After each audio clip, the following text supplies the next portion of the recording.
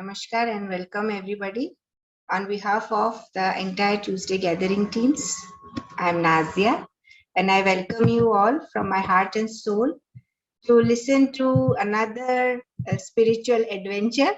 I would say it is a spiritual adventure because spiritual journey is an adventure for a soul, which is definitely adventurous by nature. So we are having Mrs. Lakshmi Raju. She will talk about her spiritual journey from school days to 70s and beyond. A really beautiful journey from 60 years. You know, spiritual journey is very beautiful because it is like a flower opening. And it is always, you know, we all love to watch blooming flowers. So whenever we listen to this spiritual journey, spiritual experience of any spiritual seeker, we feel good inside because our soul knows and our soul can relate because our soul knows much more than we think it knows. And it has experienced this kind of blooming. It has watched this kind of blooming so many times, but it is always wonderful to watch a blooming flower, right? So listening to spiritual journey from a soul perspective will give us the opportunity to absorb more and experience more from the experience. So just in order to so that we all absorb this from the soul perspective, I will just say a small affirmation which is called I am affirmation, taught to us by Master Chakra, and this will just ground all of us and bring us at the soul level so we can absorb the teachings to our best. So let us all close our eyes, bring our attention to our lower abdomen, the area below our navel, and we can imagine a light in that area, and just be aware of the light as I speak. I am that I am. I am not the body. I am not the emotions. I am not the thoughts. I am not the mind. The mind is just an instrument of the soul. I am the soul. I am a spiritual being of divine intelligence, divine love, and divine power. I am connected and one with my higher soul. I am that I am. I am one with the divine spark within me. I am a child of God. I am connected with God. I am one with God. I am one with all. This is the truth, regardless of the capacity of the brain to experience the truth. I am that I am. We can open our eyes.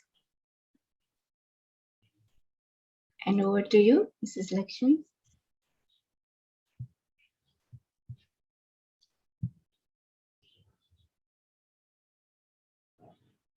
Yes.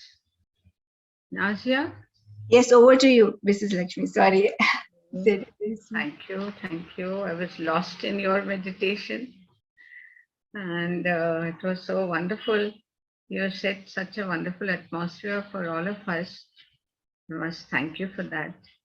And grateful to all of you who are present on this little session where it looks like I am going to share, but somehow I have the feeling that the after taking stock of all that has been trying to talk during this session, my experience is that I myself don't know why and how things have been happening to me.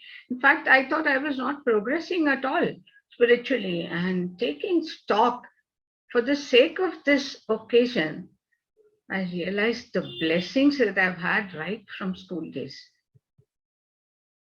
And till today, things are happening in such miraculous ways. And that is what I thought, maybe sharing with all of you. It's going to be a thanksgiving from my side to that divinity which has been all the while by my side like a guardian angel. And that realization came to me when I took stock. And in what ways the divinity walks around you, walks with you. And sometimes you feel, is God around me at all? Is there any divinity? And now, while taking stock, I even got the realization that maybe he was not just walking by my side, but he was almost carrying me across situations.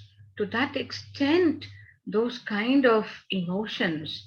And I've gone into that very deep bhav of gratitude to life itself for what's happened. So to start sharing, I realized that right from school days, I was not into any groups of friends. Most of my time, whenever I found the time, I would steal myself into the chapel that was there, and it was almost on the same floor of my classroom. I was in a convent school. So they had a chapel and it was just 2 rooms away.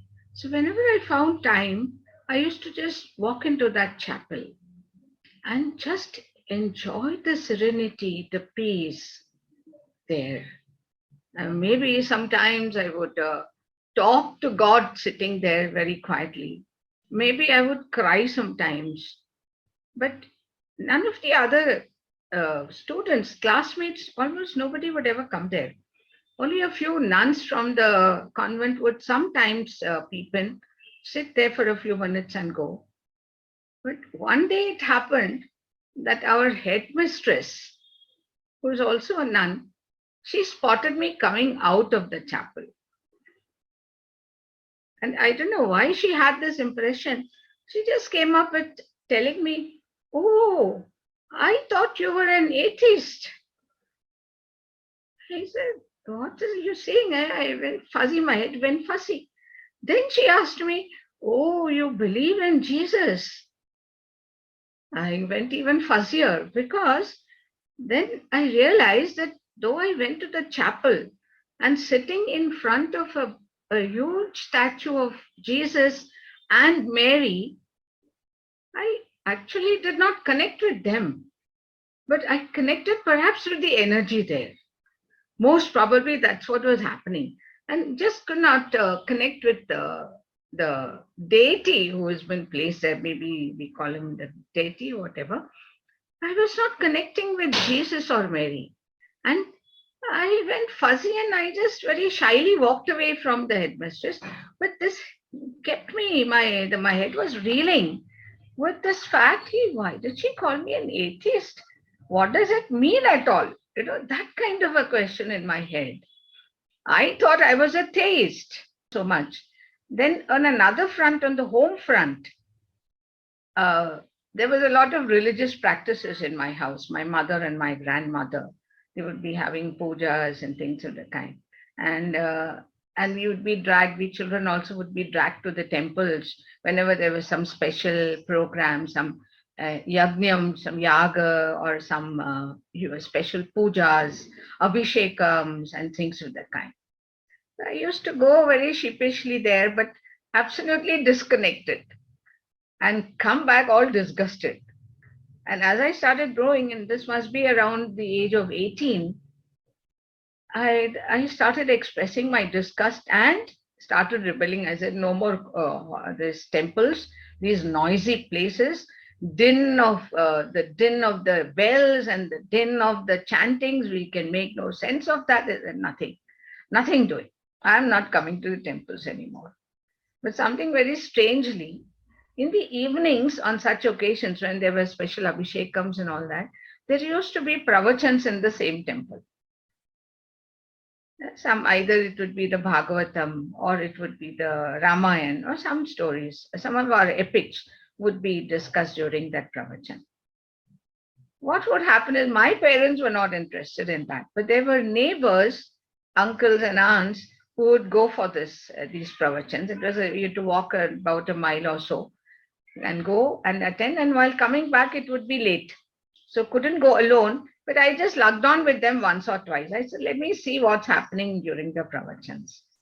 Then it happened that by accident, the time I went the first time, the pravachankar was one Balakrishna Shastri, who was definitely telling us the story. But I found that he was going far beyond the story and explaining the symbolic meaning, explaining the relevance of the story events in our lives. And that attracted me so much that I think the entire series of talks by this particular Shastri I have attended, and I used to wait for him to come every year. This went on for a few years. Now, another funny thing. My neighbor used to call me atheist. I said, I'm going to the temple, and with you, one of the elderly uncles, he told me, Lakshmi, you like to come with us, but why don't you go with your mummy? I said, Uncle, he was a slightly discerning person, so I told him, I can't stand the din in the temples. I visualize a temple is going to be peaceful and quiet, where I can connect with something there and with myself also. I remember telling him something like that. I want peace in a temple. So he said, they call you an atheist, though you go to the temple. I said, fine, it's left to them. And somehow this did not disturb me. All that happened was I started thinking about what is the meaning of an atheist. And those days, the word spirituality was nowhere close to me. Till something happened a little later. And this kind of thing was going on. Now in college, now I've reached college. And what was happening there is one day, one of our professors, he was always fond of giving us some kind of a quiz or something very different from the syllabus before he left the class. This day, he said, well, you walk down the staircase, have a look at a poster which is put up on the board there. He just said nothing more. The moment he left the class, I went rushing down because this was a professor I could connect with. He always had significant things to tell us, even during the classes.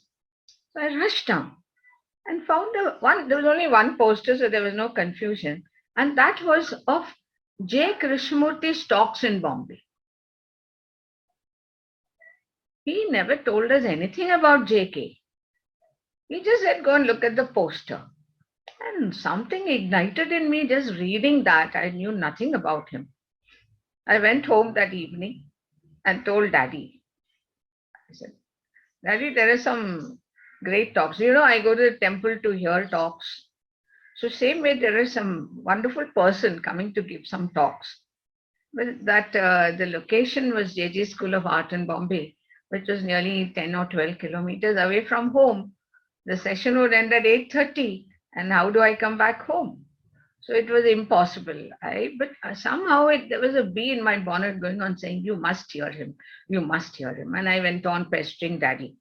Yes, you have to come with me. And he would protest. He would say, no way, just forget it.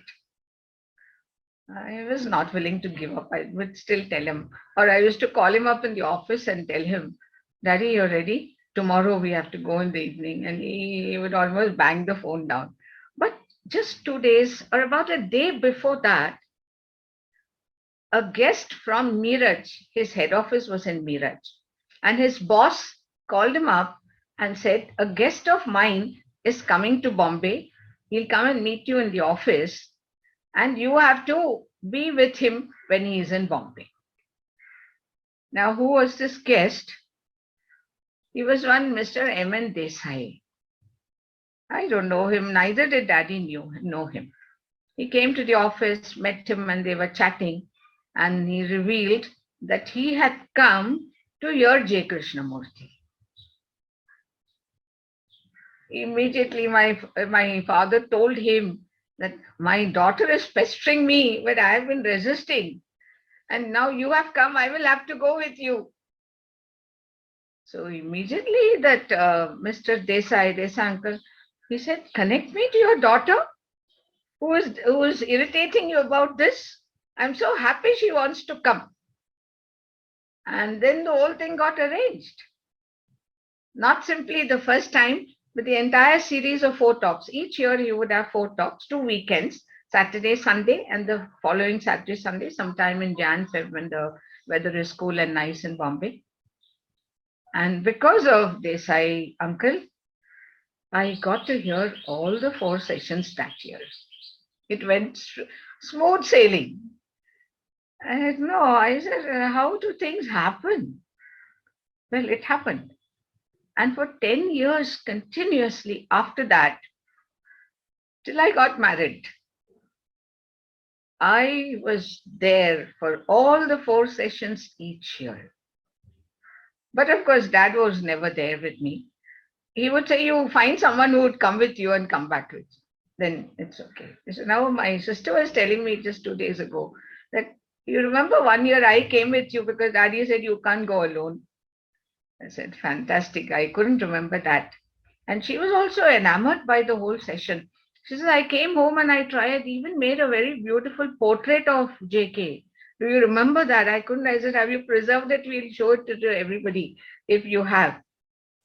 And then each year I would find some friend to accompany me. Funny thing is, including my sister, Padma, nor any of the friends, nobody came back with me the second year. They came for 1 year, and after that, nobody came back. And as I grew bigger, I started going for my MA classes to the city. So I could even go alone. But Daddy would still say, no, till somebody comes with you because it'll be late night when you're coming back. Some friend would lug along, but they would never want to come back. But I couldn't give it up. And if you ask me, what did I get out of those sessions? I'm not able to tangibly say I got this, I got that. Fantastic. I feel something very, very intangible I got. And today I can say it was the energy around him, which gave me the great feeling of stillness, which I had experienced right from then. A great sense of awareness. He would try to connect us, put us all into silence and say, can you hear the chirping of the bird far away? Can you hear this little wind moving a branch just above our heads? And these kind of things, and this was bliss. I can't forget those sessions, just the bliss of it, the silence, the awareness. If you ask me, what did you learn? I really don't know. Except one thing which I shared with Gaur Sahib even recently. I said, one thing which he said has not left me yet. That is, he is kept insisting, you are your own guru. And that has been harassing me all along because I met so many gurus after that. And I would still wonder, am I wrong or am I right?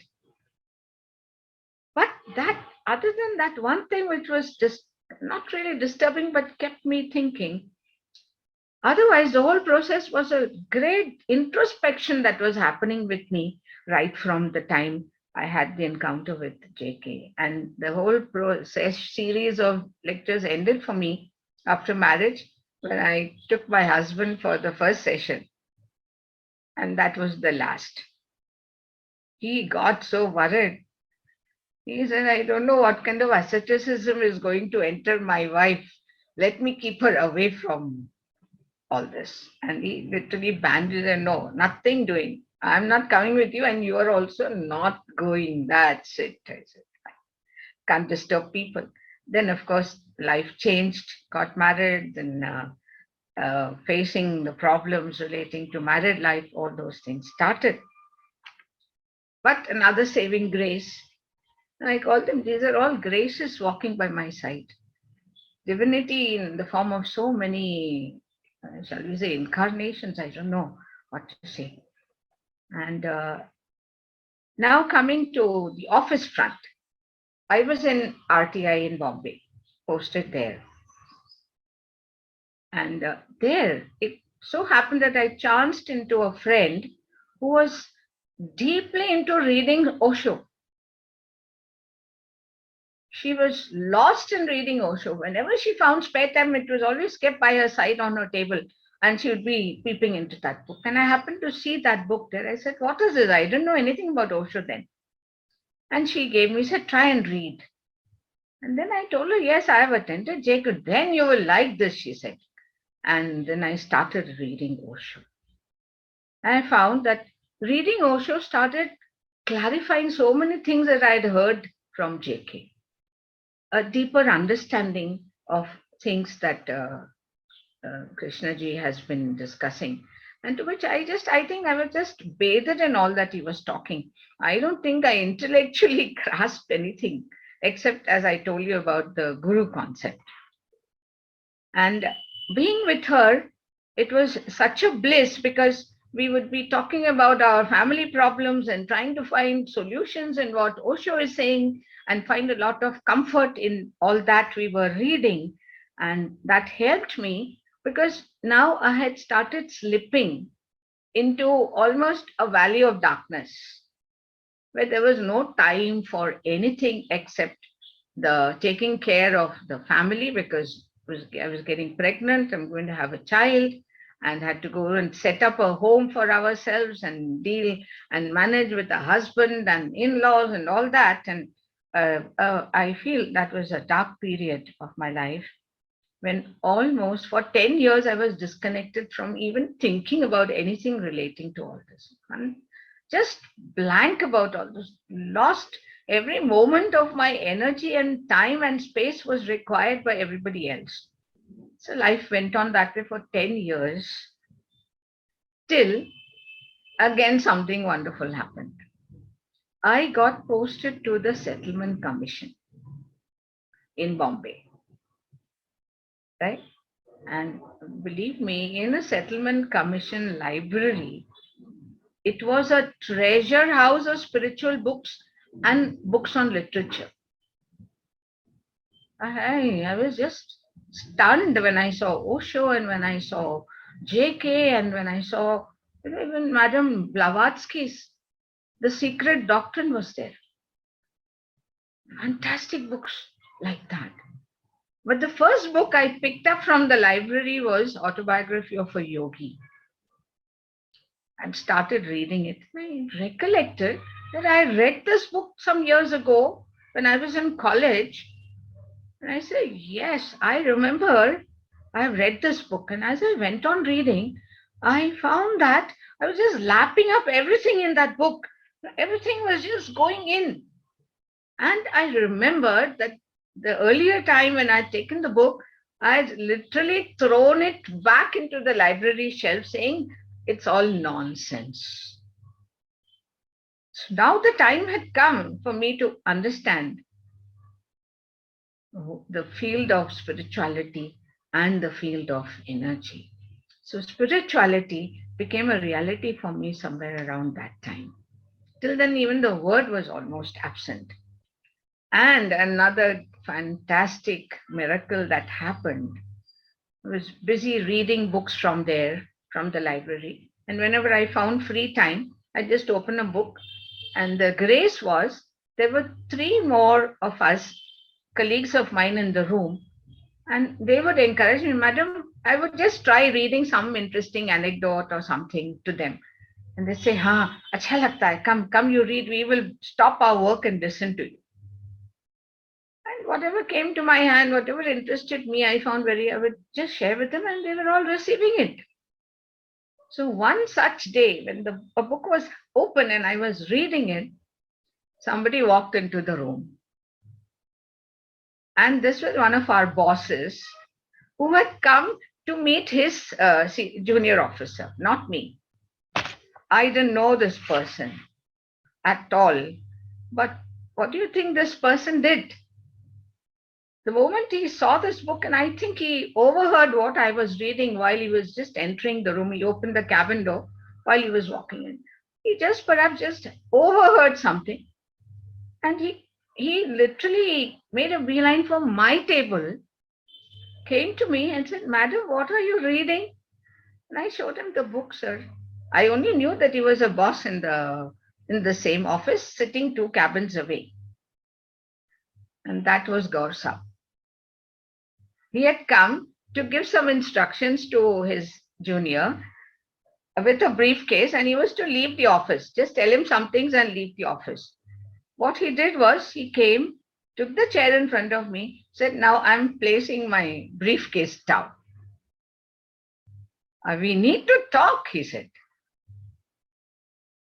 And that was the beginning of a grand journey. We spoke a little, and then he told us about Ganesh Puri and how he's connected with that and so on.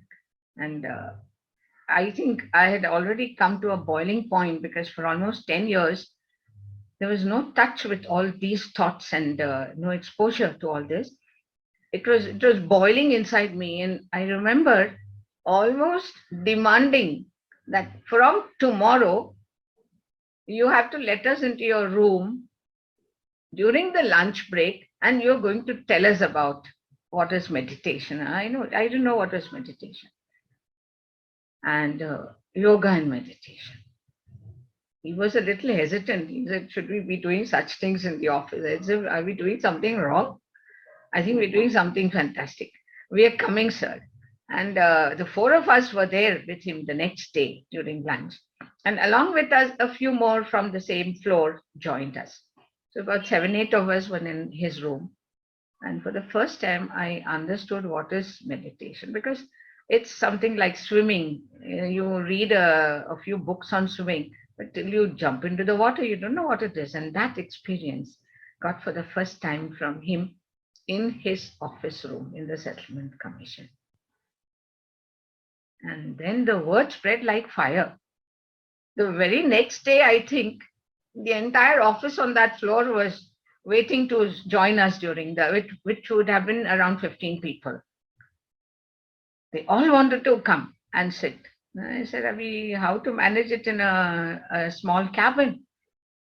We managed, I think, for a day or two. And then I think Gaur Saab got the idea, or I don't know who got it. He said, "I think we will try and go and sit in the cold room of the Settlement Commission."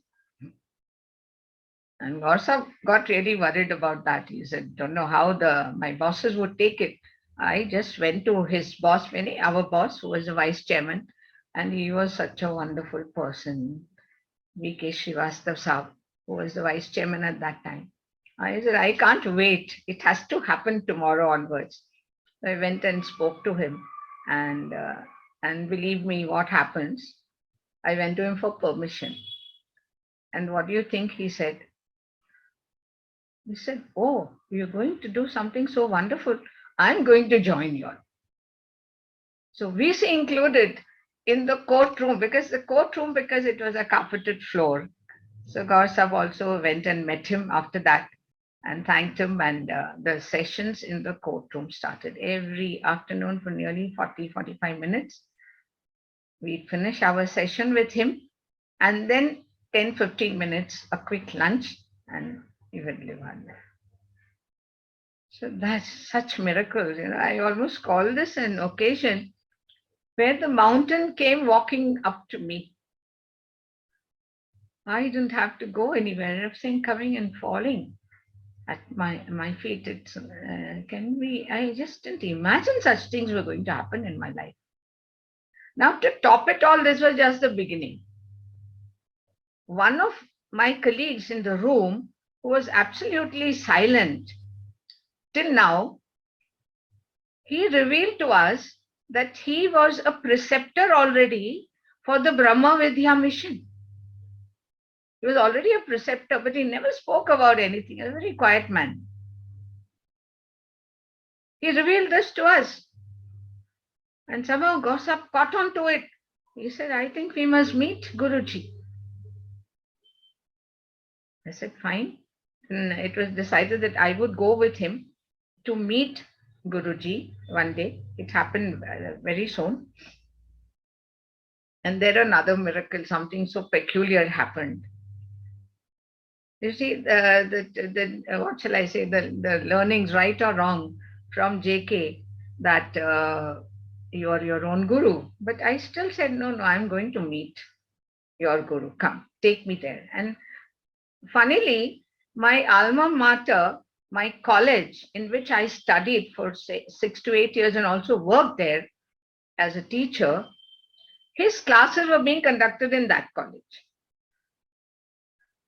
So we went together, me and my colleague, Mr. Mani was his name. And both of us went there and was standing in front of him completely dazed. Just dazed. I didn't know what I was saying, what I was doing, just standing there in front of Guruji. And I remember the first words that came out of my mouth. I'm telling him, Guruji, I don't know why, but I feel like touching your feet.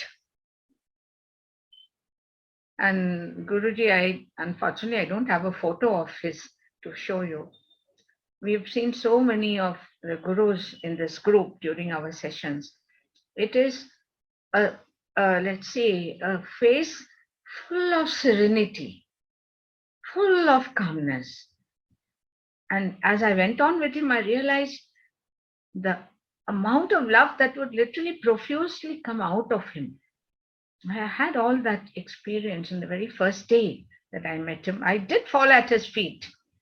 And while I was falling at his feet, I could hear him. Of course, he was smiling while I said what I said. And while I fell at his feet, he was chuckling away, not just simply smiling, he was literally laughing, and his body was literally shaking. I recollect that. But so sheepishly, I felt so sheepish that I could have just fallen at his feet. I did not have said something so funny, but well, it happened. And he understood. And that was good enough. And then followed another fantastic thing. We said, can we invite you to the office? You see, for me, my playground was the home, which was as far as Dombivli in Bombay, and the train, and then landing in my office. Beyond that, I had no time, nor space, nor energy to go anywhere. Guruji said, yes, I'm coming. He came to the office. We met him, Gaur Sahib met him. And the Brahma Vidya mission, his classes, the basic course, he started right here.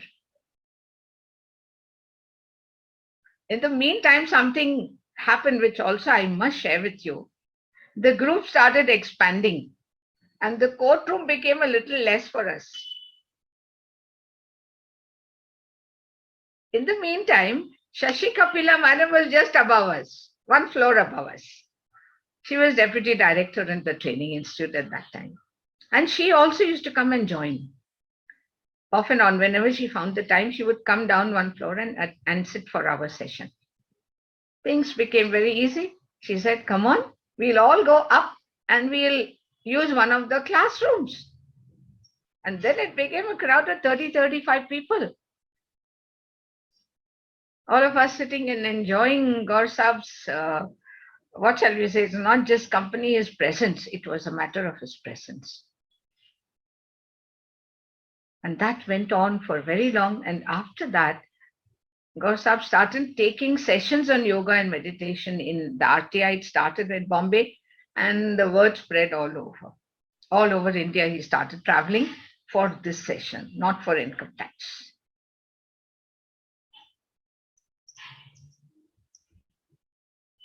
Now, after this, what happened is, I was out of, one more little thing I must share with you. Once when Guruji came to our office, and he was in our, I think by then I was also in the RTI. And we had a small room where we faculty were sitting, and there was a corridor space in the middle between two sets of tables. I'm describing something very interesting. And Guruji had come and he was sitting in our room. Meantime, Gaur Sahib had come to take a session in the classroom. He was busy. The moment he finished, he came. And I was busy talking to something on the phone, and suddenly I found somebody lying on the corridor flat. I was shocked and saw that it was Gaur Sahib doing Sashtanga Namaskar to Guruji right there in that crowded little corridor. And just, I don't know, goosebumps even while I'm saying it. That happened.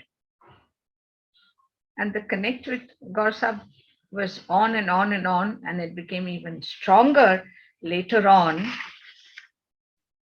Meantime, the classes started and it went on for some time, but the whole thing got disconnected because the Bombay riot started and the offices closed down and Guruji could not travel up to here. The course remained incomplete, but my connect with Guruji continued. I would visit him often in the classes or wherever I could reach him, and it used to be such a comfort. And very slowly, even my family started connecting with him. Not only my little family of four, but my brother's family, my sister's family, my mother, all of us started connecting with him, including my husband. We, in fact, invited him home once for dinner. He came and we dropped him back, and things of the kind also happened. But something very important happened with Guruji. You see, my husband, by then now we had shifted to Pune, but I'll mention this at this time. He always had this hangover of his father, my husband's father, that his father's spirit, or rather his father's presence, is all the time in the house. And I used to get a little worried about it because he had passed away nearly around 15, 20 years ago. And still, if he's feeling his presence and almost a physical presence, I used to be worried. But funnily, I had never discussed this with Guruji also. I never mentioned it to him. But one day it happened that my husband had a dream. He was in the railways and he was in the technical side. But one day he says, I was with the driver of a train, in the dream, of course, and the train was moving very, very fast on the track. And right in front of me, my father was walking on the track and coming along. And I'm shouting in the dream, move out, move out, move out. But as the body of his father came close, it got replaced by Guruji's body. It got replaced. He says, I saw Guruji, it was not my dad. And the dream had vanished. And that was the end. After that, he has never had this feeling that his father is around him. Miracles galore. Now, let me go back to my interactions with Gaur Sahib in the office. I was out of settlement commission. I was out of, and he also was out of the commission. And we both landed in Aikar Bhavan. He got posted to the vigilance as DDI vigilance. And at that time, I was in some other, I think in the library, I was posted in the library of this, the Aikar Bhavan, because I had done a lot of good work in the Settlement Commission library, indexing books and so on and so forth. So they decided that would be a good place, do some good work in the library, they said. Meantime, Gaur Sahib came to vigilance and he got me posted under him. And he had not told me also about it. We used to meet, but I don't know how. He never told me about it.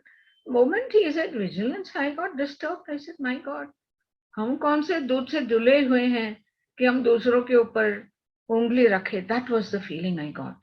And I was reluctant to go to vigilance. And I went and told him. Of course, one of my friends said, if Gaur Sahib can be there, why can't you go? Yeah, just go, she told me. But still there was a reluctance. Then I went and discussed with him. But by the time I approached him and placed my protest, it was too late. The order had already been printed. He said, the order is printed. I said, fantastic, sir, I'm coming and joining you immediately. So I joined him, though reluctantly. Now just see, like I said, at times, whether divinity is helping me or not, I always had a doubt. But in retrospect, I realized that this posting was like the divine literally carrying me, because the darkest period in my personal life was to come. And at that time, I was with him. Again, my entire family connected with him. And a new journey started. Of course, our problems got sorted out. It took a few months, of course, maybe almost 7-8 months. Our problems got sorted out. All of us connected with him, and the visit to Ganesh Puri started. He took all of us to Ganesh Puri.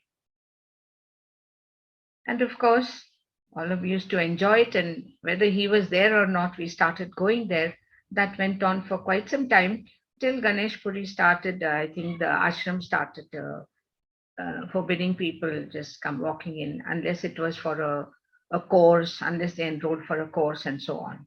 Till then, we were religiously going there and enjoying the seva. All of us, all 4 of us would be busy in some seva or the other, and then go and sit and meditate, and things were going on in that fashion. Went on beautifully. And after that, some reason, Gaur Sahib took us to Soli Bhai.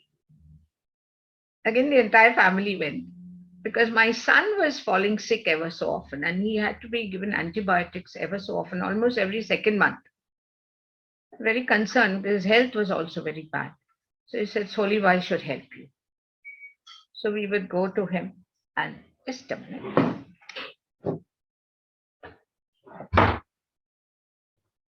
We would go to him, and Soli Bhai would take my son. He was around 7-8 years old. Just place him on his lap all the time that he's talking to people, and go on caressing his throat, because his major problem was tonsils. So he would go on caressing his throat. He would be sitting there and just watching, like a little lamb sitting there. And I would just be watching both of them, and would just feel such brightness in Soli Bhai's presence, which was just stunning. I've not seen such brightness around people. And then for the first time, I saw that light all around him almost. And this went on. But of course, though we didn't have to put him onto antibiotics, he used to catch fever off and on even then. In the meantime, another miracle. At home, I had a very innocent looking book, which I had brought from my sister-in-law's house long ago. Fortunately, unfortunately, it popped out. Well, I was looking for something else, and that was the book called Health in Your Hands. It's all about acupressure, rather reflexology. And this acupressure is for the layman. It's not a specialized acupressure. So the moment I opened the book, I said, maybe I'm going to find a solution here. That kind of a feeling came to me. I opened the book, looked at the doctor, and found that the author of that book, it was Dr. Devendra Vora. He was just around 2.5 to 3 kilometers away from where I stayed. So the next time he got fever, I just took him, no school, no office that day. I said, we are just going to Vora. And he was available every day doing free service to everybody who came. There was always a huge rush there. And we walked in. He diagnosed my son's problem in split seconds. And abused me for not understanding what is your child's problem. He said, bring his father also.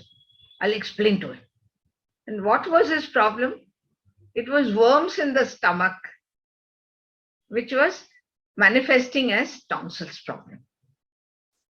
He said, just get him some medicine for tonsils. Allopathy mat dena. Anything else is okay. So I had a regular homeo doctor. I just rushed to him. And in short, I must say, I think hardly a day and a half, his problem was over. This boy was hardly eating at that age of 7 and 8. He would hardly eat 1/10 of what a child of his age would eat. And hardly a day and a half, he has started eating and started growing. And till today, maybe he has got the infection. Now he's 35, 36. He might have got the tonsil infection maybe 3 or 4 times. That's all.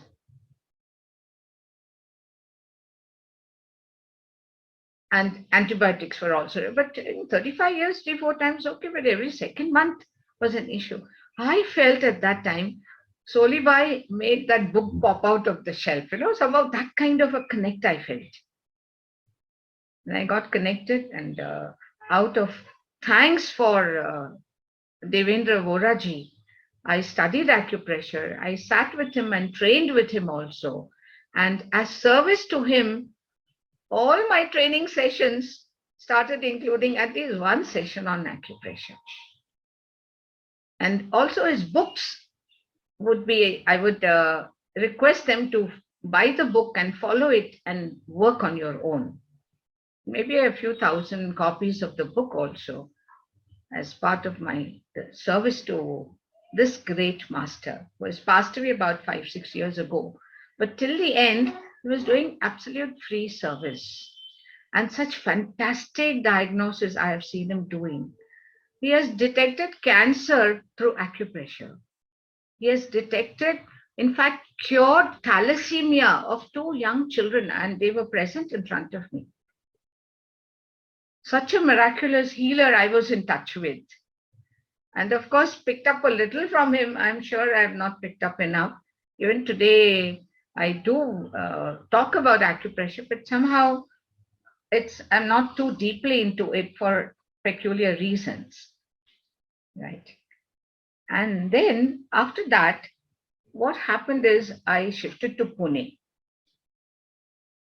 because we purchased a house in Pune, couldn't afford a house in Bombay, so we got a house in Pune, and we said both of us government servants, we can definitely get a transfer, try for a transfer and move out. And another great thing happening, who was in the chair in Pune? Gorsa. He was the additional admin at that time when I wanted the transfer. And I just called him and spoke to him. He said, hurry up, come when I'm still in the chair, he said. And it just happened in no time. The moment it was a time when my daughter's 10th exams were getting over. I said, fantastic. Her exam was over, and I think within a week we just left Bombay and shifted to Pune, and very seamless transfer to Pune charge. So the transfers are not easy because my husband, it took him some time, but he also could shift to Lonavala, and he would commute from Lonavala to Pune and Pune to Lonavala. Well, we stayed in the city. We children and me stayed here. Now, this was the beginning of a great chapter, my going to Pune. When I reached there, of course, Gaur Saab very thoughtfully posted me to an office which was close to where I was staying, which was in Chinchwad. And there was an office in Nigri, which is about 3 kilometers away. He posted me there and thanked him for it, but for the distance. But after reaching that office, of course, I've never shared this with him. After reaching that office, I was an outcast for many reasons. But that also turned out to be a blessing. I was posted in what is called a facilitation center. You meet assessees who want help, you sit there. Don't involve yourself in the wards. Of course, I was the least interested in the wards. But they put me there. The point was, it was a lonely floor, the ground floor, where there was no other room of our office. Everybody else was sitting upstairs. I said, "Theek hai, it's all right. I will manage there." And if people used to walk in, and I would help them with whatever queries they had. One elderly man walked in with his return of income. And he was a retired director of Hindustan Petroleum Training Institute, which is very close to our office. He was retired from there, he came in. And when I saw that address of his, I just happened to mention to him that I've also been connected with training in the department. I just casually mentioned it to him. And then we went on with his return completed what he wanted. Things went through wonderfully. And he immediately asked me, "Oh, you're a trainer?" I said, "Yes, and that's my passion. I was a teacher before that in colleges, and now I'm a trainer. I was a trainer till I came to Pune. and hopefully I should get back to training. You know what this man says? And then we discuss about my education. I said, what have you studied? I said, I was a literature student. Then he said, you can teach communication. I said, I suppose I should do it. So there is a college just behind your office here. I know the director there. It was a management institute, okay? MBA students there. He connected me immediately. And the next day I was with that director, and he has accepted me as a visiting faculty for MBA students. Another new chapter. In fact, as an outcast, I was sitting on the ground floor. And what happens? I never visualized. Almost each of these things that have happened, I never visualized, nor have I wanted. But things have been happening. That is the beauty of divinity, the beauty of grace. Now, this went on for about 4 or 5 years till one of my bosses took objection. I'd taken permission to be a visiting faculty. He had some objections, and I said, fine, I've done it long enough. And the workload also was increasing a little, but all the time I was in training. Now, reaching training was another miracle. When I reached Pune, I was in this facilitation center and in the range office for about 6 to 8 months. One of the faculty in the Pune training unit, the staff training unit, she wanted a long leave because her mother was very sick. She called me up because we knew each other. So she called me up and she said, are you willing to travel up to Pune? Because the training classroom was in Pune and I was in Nigri, which is around 22 kilometers away. I said, if you're saying training, I'll come running anywhere. I said, I'm willing to come. So she got my order passed from the headquarters at that time. By then, Gaur Sahib had shifted out of the headquarters. Somebody else was there. So the order got passed and I started going to training. You see, reaching the training unit in Pune, I was a little very, very badly disappointed. One thing is, even the classroom facilities were bad. One. Secondly, a lot of participants from outstation. Pune participants were very few, the local city people. People from outside, Nasik and all over Ratnagiri. So many places all around, they would be sent for training to the MSTU in the staff training unit in Pune. The very first training program that I was interacting with them, what happened is, 2, 3 ladies, the moment the first day of the training was over, they came out and all of us came out to the classroom and they're standing there with their briefcase, with their handbags and with their suitcases, not knowing in what direction to go for a shelter for the night. They didn't know. Nothing was fixed for them because they had a place which they were not at all happy with. They said, we know a place which is a walking distance from here, but we have been there 2 years ago, but we have never been happy with that place. But what to do? We'll have to go there today also. And that just shook me up. I said, a big city like Pune, why can't we have a hostel for participants? That became my mission. And to tell you in short, I must tell you one more thing. That I joined the department as an inspector and decided, the moment I got married, I decided to forego running for promotions. I said, I can't make it. I will not be able to do justice to my promotions. So I decided I would remain an inspector. And in the capacity of inspector, of course, RTI Bombay was supporting my proposal. I said, Madam, we have to look for a hostel now. Ramadas Madam was there at that time. Very necessary. I said, okay, go ahead. So I pursued the matter. I spoke to the various headquarters officers, the infrastructure person, and then I went to the additional headquarters at that time. It was Ajay Srivastav sir. And I explained to him why the need for the hostel. And also I said, one more thing has to happen. There were premises. I located all the premises in somewhere in Akurdi. There was a huge set of quarters that were built for the staff, type 1, 2, 3, and so on. And I said, there are some of those buildings that are vacant, which we can convert to a hostel. And we should have a classroom close by. There was a building, office building, around 2-3 minutes walk from the quarters. I said, we can identify a classroom there.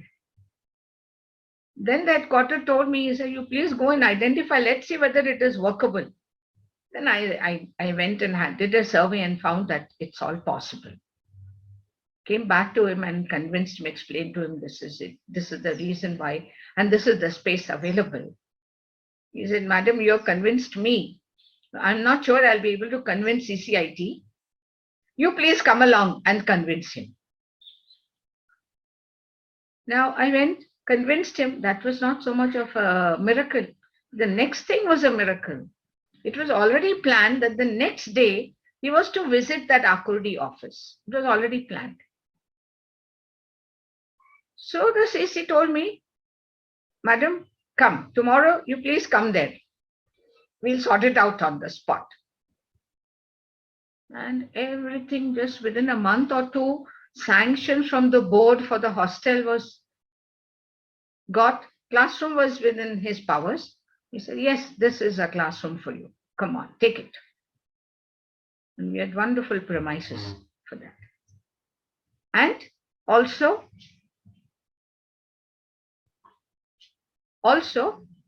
what happened is, when CC gave the approval, there was a lot of, what shall we say, sourness in the hearts of so many people. But I said, CC has said it, it has to happen. Then Ramadas Madam also came, supported it, and things went through very beautifully. So managed to, I just realized that when you have something in your heart, how will it not happen? And that's what I realized. And many more wonderful things have happened in the training. When I joined the training in Pune, somehow I got enthused into taking a lot of special training programs for the staff. I said, the routine ones are always there. We have to develop, because in my mind now, because I had the time and energy once I reached Pune, out of Bombay, I think that's what enthused me. And I said, we need to help, and training centers should become transformation centers. In fact, one of the CITs in Pune started teasing me. He said, what are you doing in training all the time? Horses need to be trained. Animals need to be trained, not human beings. I said, sir, animals and horses and all may need to be trained, but human beings need to be transformed, I told him, That was in my heart. The training centers have to be transformational centers, not simply, telling them how to work today and tomorrow, but unless they have the heart to work, who's going to perform? So creating that heart is going to be the transformation part. In fact, I put on a small motto in our training unit classroom, that the training of the heart is the heart of training. Training of the heart is the heart of training. The rest of it is the periphery. And this got the attention of so many of the CITs who by chance happened to come to the training unit and see things and so on. And I suppose things went to the next CC who was there. Let me tell you about the special training programs. The special programs included a lot of yoga and meditation. And so many other subjects, soft skills type of thing. Oh, I forgot some very, very important thing. Let me bring it in at that time. How did I start talking about yoga? When I was in Bombay in RTI, Gaur Sahib used to come and take sessions for the officers. I was in the parallel, in the same floor in a parallel classroom taking sessions. One training batch that was going on was of senior head clerks, and they were with me. They saw the board in the RTI that Gaur Sahib is coming and is going to take a lecture on yoga and meditation. And they got after me and said, you please ensure, madam, that Gaur Sahib comes and talks to us, addresses us also. I approached him. I said, sir, please find time for my babies also. It's not enough if you go to the officer's classroom alone. Of course, he was badly pressed for time, but I don't know whether he recollects, but for me it is as broad daylight even today. He said, why? You should be doing it, he said. I said, gosh, sir, not this subject. You tell me I will even teach Einstein's theory, but not this subject. I have no experience in this subject. And almost a command came from him. He said, Lakshmi, you can do it. You are doing it. And that command is fructifying even today. Right? Today morning, I had a session with the government department, and it was a very different subject. The subject, but I just could not let them go without a few minutes of meditation. I say, yes, you have to experience it. So it's going on even today. Materially, it is going on today. And then now another fantastic thing happened. He said, you do it. I said, I need some time. So I waited for the last day of their training.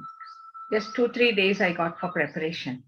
And when I decided, okay, I will do it, and I approached my junior officer for permission, because we'd have to change the schedule. We'll squeeze in something somewhere, I said, sir, for at least 1 hour. And can you believe it? He said, oh, no, don't waste their time. In fact, he was a spiritual man with Sai Baba's photo behind him, a huge portrait of Sai Baba behind him. Whatever, he said no. So I thought maybe it's not going to happen well enough. And I went in, told them, the participants, that let's see, next time you come, we will have the session. This time we will have to leave it out because sir is not allowing us to have it. Says, madam, they got together and 2-3 of them came and told me, madam, can we do one thing? Can you wait after class and do it for us? You see, in Bombay, even remaining in office during office hours is a strange thing. People rushing home. And these people came with this proposal. We'll do it after class. Is it fantastic? Okay. I said, all right. We decided we'd start after 4:30 when normally the class is over. And we'll wind up by 5:30. I said, I think I will need around 1 to 1.5 hours. We'll wind up by 5:30. Is that okay? They said, madam, okay. And the whole class, nobody was absent. The whole class was present that evening. And I was going on, and it was almost 5:30. And I said, it's almost 5:30. At that time, but I was not finished. I said, can we go on for another 10 to 15 minutes more so that we feel a little more feeling of completeness will come. So they said, oh, yes, madam. Except one lady, she got up and said, madam, I can't wait a minute more because if I don't reach, my daughter who's around 7-8 years old will be standing on the road. Her bus will drop her there. I have to reach there before her bus. Only one lady left. I said, what grace is this? That all these people are so attracted to the subject? And all of us left together around, it was almost 6 crossed that day when we left. 4:30 to 6, the session. And then a few questions came up and all of us left together at 6 o'clock. That was the beginning. And now I had broken the ice. There was no issue. I could take the session anytime, anywhere. And this entered every training program that I was present for. It just started happening because I was already there. And coming to Pune, I said, it's going to continue, which is all too new in Pune. But I said, no, we're going to have a special program for women. And then we had a special program for others also. Yes? Someone saying something? So, time Yeah, may I continue? Yeah. Yes, Lakshmi, please continue. I think somebody has just unmuted himself. Right, sir. So thank you. Sir, so when I started the special programs, you know who was involved in these programs? Ranjana ji used to come and help us with these programs. She was staying also quite close by to the training classroom. In addition, Asha Mehra was the chief at that time. She would walk into the classes when she found time, and especially with these special programs. And she has encouraged me so much that I went to her with another proposal. I said, can we arrange yoga sessions in every building in Pune? I will help you, madam, I said. And she just jumped at the proposal. And it was done. I organized training on yoga, yogasanas and pranayama. We found trainers who would come and help out. And in each of the 4 buildings, which were offices in Pune at that time, we had yoga sessions, I think, twice a week. And because of Asha Mehra madam's support, it went through so beautifully till I think she shifted out. And our training also shifted to Akurdi. And my responsibilities also increased, and that kind of, but it must have been a minimum of 1 year when our staff got it. There was again opposition from many officers, but things just sailed through smoothly, and people have, so many of our staff benefited from all that. Now, further, we needed one more classroom. And I said, it has to be in Akurdi building, otherwise how do we manage? The staff managing the training unit were very few and had to work on that. So again, working on that, at that time we had another dynamic, very dynamic CC, and that was Narsimha Pasa. He was in the chair at that time. And I went to him and discussed with him, and he said, okay, let's see if it can work out. And he made it work out. And beyond that, he had started this concept of a knowledge management group. He had started establishing knowledge centers in each building under the senior CITs in that CIT in that building. But in Akurdi, he entrusted that to MSTU. And he gave us a huge fund. He said, you go choose the books. And I took the great opportunity. I said, legal books are available in the building. Plenty of them are. I had books of all general reading, which would interest people generally. And there was a big beeline for the library. We would try to keep records right and so on and so forth. I do not know what is the status today of that library, but things of this kind. And he also included me in the knowledge management group, which consisted of CITs. I was stunned. I said, but of course I could contribute to the discussions and so on, and CITs would be very appreciative of that. But these kind of things happening, one can't explain why and how things could happen at all.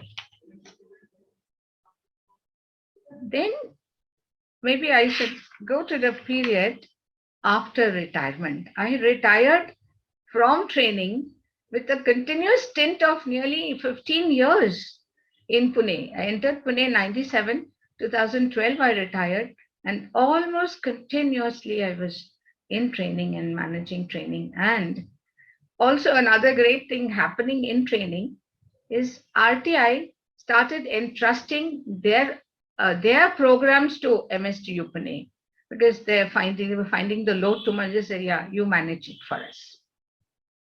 So officers training and also inspectors training started being held in MSTU along with our regular schedule. So it would be happening here. And even the additional very dynamic person who was there, Mr. Sandeep Pradhan, he said, come on, you have to do something more, he said. 1 week, a very ideal situation he wanted to capture. And he said, I want to give training to my officers 1 week before I give them the promotion order. And he said, can you help? I said, yes, sir, why not? And we conducted a 1-week training program for potential officers. And he came and served the promotion order in the classroom.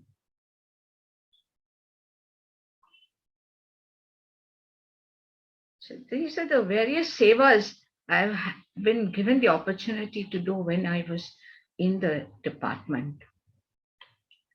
And now I forgot another very important thing. And that is when I was in training, nobody would have imagined that one grows in training. And neither did I. Okay, neither did I know, in fact, even visualize it or know that there are any avenues where you can grow. Just absolutely ignorant about it. I knew DOPT of Delhi used to conduct trainer development programs. And trainers could enroll for it, and training skills would be imparted. Just I'll shut the door, there's a bit of distance. Hello, I'm soft. Sorry. And then after coming to Pune, I happened to enroll for one of them. I said I would like to attend a certain program. And usually the programs don't extend 1 week. And this was a 2-week program. I didn't understand why it was 2 weeks. I just went, it was in Hyderabad. I just went along. And after reaching there, I realized that I was chosen to become a trainer for that package. The first week would be to attend the program. The next week would be the grooming to become a trainer and to carry out this package for the DOPT. DOPT meaning all over India, any government department, state and central. And also PSU sometimes. So even without realizing, I was given this opportunity. And of course, I got through that well. And that also happened. And that was the beginning. One package done. Then I was attending another package where one of my friends, in fact, one of our colleagues, she dragged me, said, I don't want to go alone to Delhi. You come along with me. And it was called the package on mentoring. So I just went for her sake. And both of us went.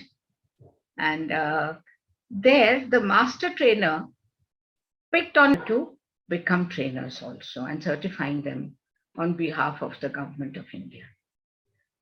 So these are some of the things that have been happening.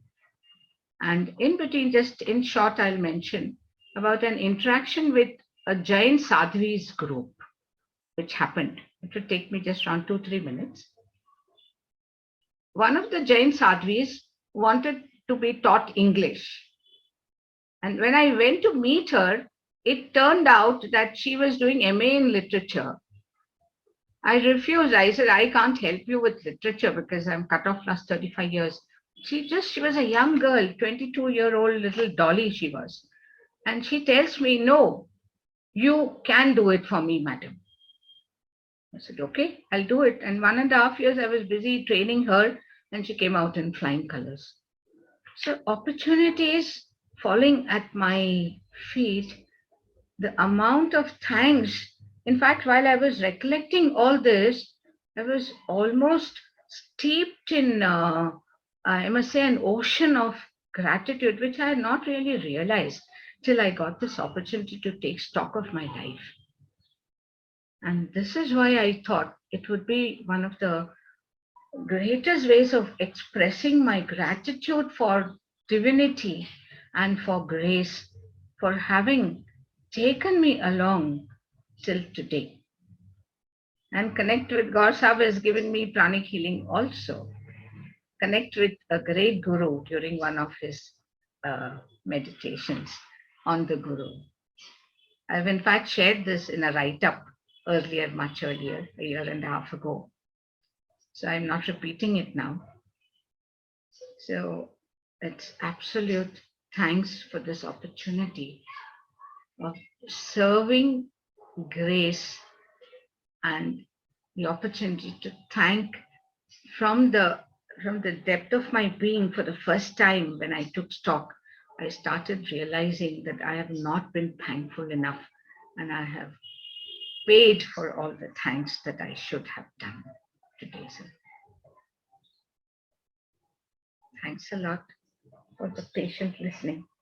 Thanks a lot to everybody, and to Gaurav, who is the let's say the guru in front of me.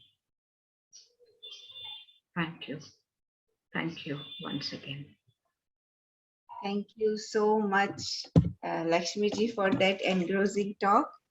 She definitely is a very powerful woman on this path. So let us just end the meditation with a very end the session with a very short meditation. As Mrs. Lakshmi Raju mentioned, the training from heart. So I would say heart-centered training. You know, that's what how God and gurus train us. They train us from heart and through heart. So taking that point further, we will again go into our hearts and do a meditation, which is also called meditation on twin hearts. So let us just for 5 minutes, we will do a very short meditation. So let us all close our eyes, get centered, take a deep breath, and be aware of your heart center, your heart chakra. Your heart chakra, which is full of love, gratitude. Let us invoke the blessings from the divine, from all the gurus, to bless us, illuminate us, guide us, and protect us. And be aware of the small ball in front of you, which is nothing but Mother Earth. Imagine the planet Earth in front of you as a small ball. And with both your hands in the blessing position, send the energy from your heart, the love and light from your heart to this planet in front of you. Imagine the love and light from your heart is going to this planet through your hands. And thus this earth is getting full of light and love, slowly and gradually.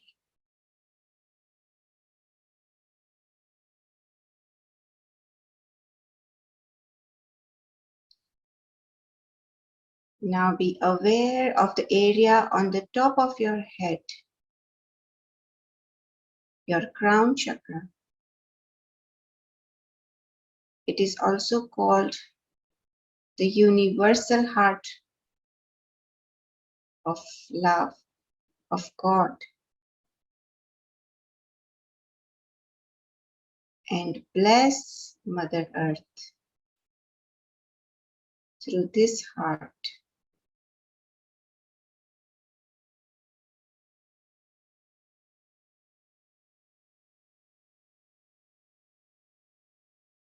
Now try to be aware of the heart chakra and the crown chakra simultaneously.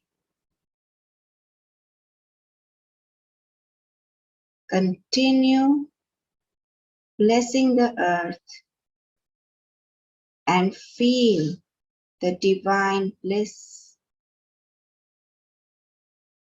the divine sweetness, the oneness.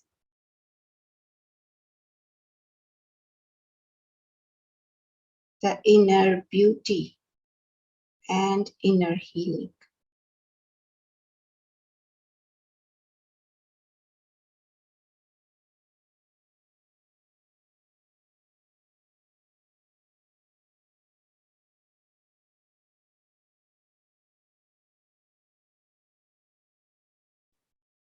Put your hands down and be aware of the light on the top of your head. Imagine there is a light. Feel this light.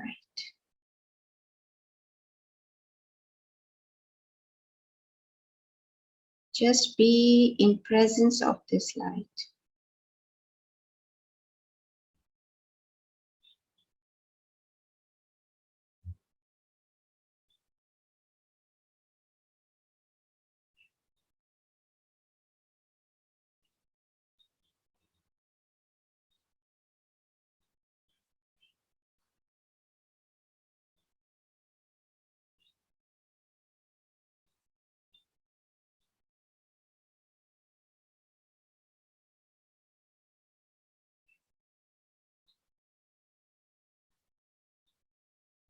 Now be aware of your root chakra, the base of your spine. And imagine the light going down into the earth from the base of your spine, spreading like roots of the tree. Let us bless Mother Earth. Let Mother Earth be rejuvenated, regenerated, nourished, healed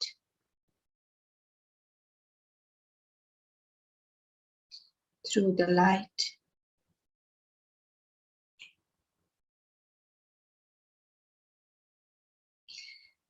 And let us give thanks to all the heavenly beings, our teachers, all the gurus, all the beings from the spirit world, all the souls that have guided us, helped us through our journeys and during the meditation. We are very, very, very grateful for all your help, support, and blessings. Thank you. And you can open your eyes when you're ready.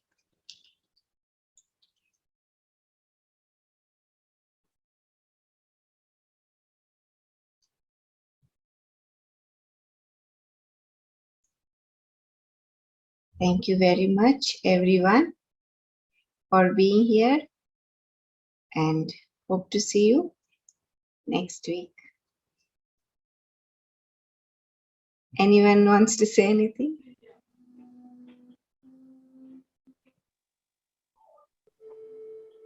I think Vatsala ji wants to say something. I will add her. Okay. And I will add God sir also because there was so much of. Sir, you can unmute yourself.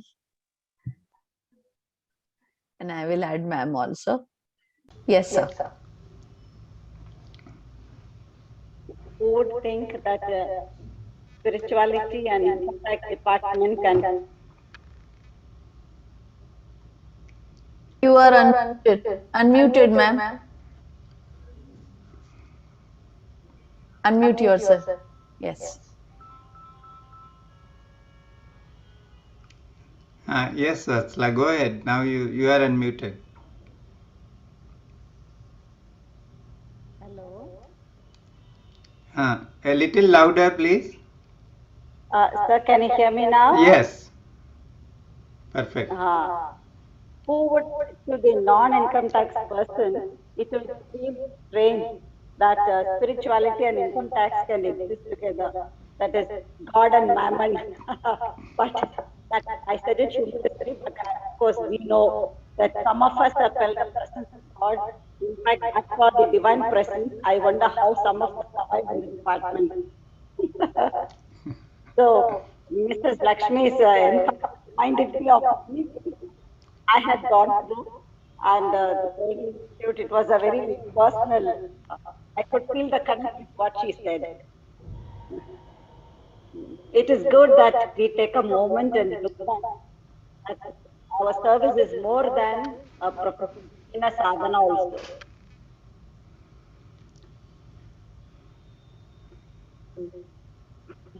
Lakshmi, you want to respond to Vatsala? Madam also, because she was the one after me. No, you have muted yourself. Now am I audible? Yes.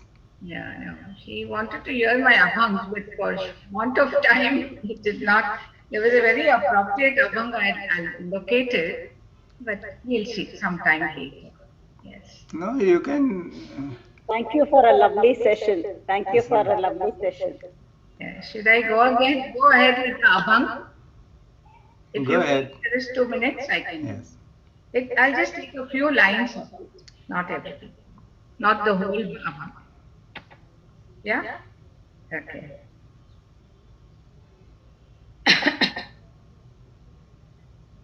It is by Namdev Maharaj, this abhang. Masa bhav tuze charani. My bhav is at your feet. My entire existence is at your feet. Tuze roop maze nayani.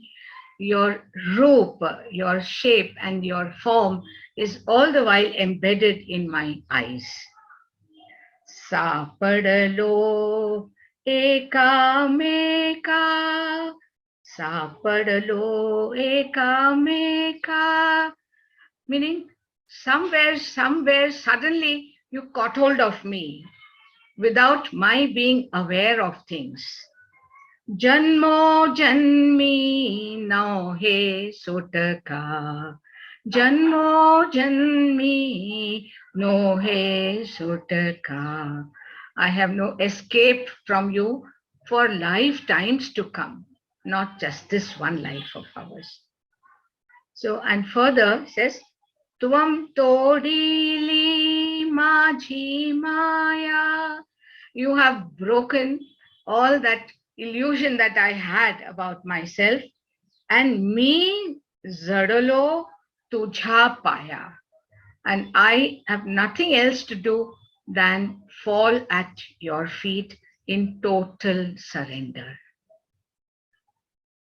माझा भाव तुझे चरणी, तुझे चरणी, तुझे चरणी.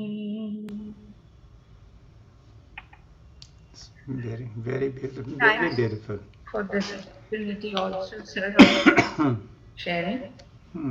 And thank you for sharing your life's journey, Lakshmi.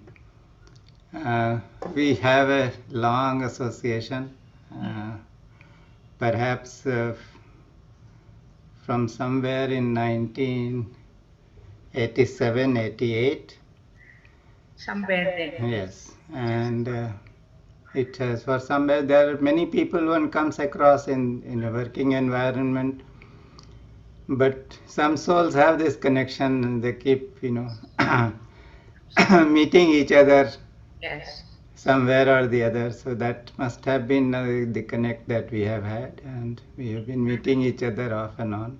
Even recently, I think somewhere in September 19, I'd gone to Bombay when I went and met Sam, because I needed some support, and he was available, and it was so comforting after meeting him. It is very nice to hear. Been by my side. And I must tell people who may not really know Lakshmi very well. See, Lakshmi joined the department, income tax department, as a direct recruit inspector.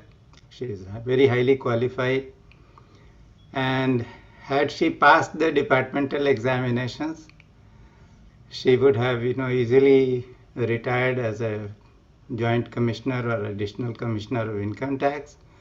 But she chose not to pass the departmental examinations or not to appear for them. Yes.